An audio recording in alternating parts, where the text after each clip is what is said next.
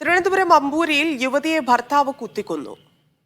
പരുവിമല സ്വദേശി രാജിയാണ് കൊല്ലപ്പെട്ടത്. ഭർത്താവ് മനു പോലീസ് പിടിയിലായതാണ് സൂചന. വിവരങ്ങളുമായി ആഷിഖ് ചേരുന്നു. ആഷിഖ്, എന്തായിരുന്നു സംഭവം? പ്രതി പിടിയിലായിട്ടുണ്ടോ? വിവരങ്ങൾ. ധന്യ, ഇന്ന് ഉച്ചയ്ക്ക് 1:30യോടെയാണ് സംഭവം. അമ്പൂരി സ്വദേശിയായിട്ടുള്ള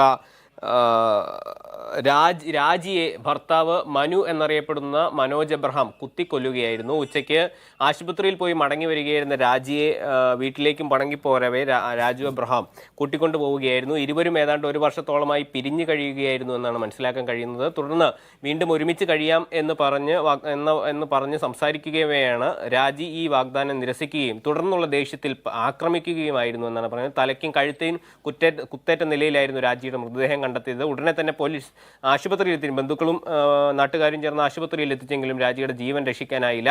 നിലവിൽ ഭർത്താവ് പോലീസ് പിടിയിലായിട്ടുണ്ട് എന്നാണ് മനസ്സിലാക്കാൻ കഴിയുന്നത്. രാജിയുടെ മൃതദേഹം കാട്ടാക്കടയിലെ സ്വകാര്യ ആശുപത്രിയിൽ സൂക്ഷിച്ചിരിക്കുന്നു. ശരി ആഷിഖ്.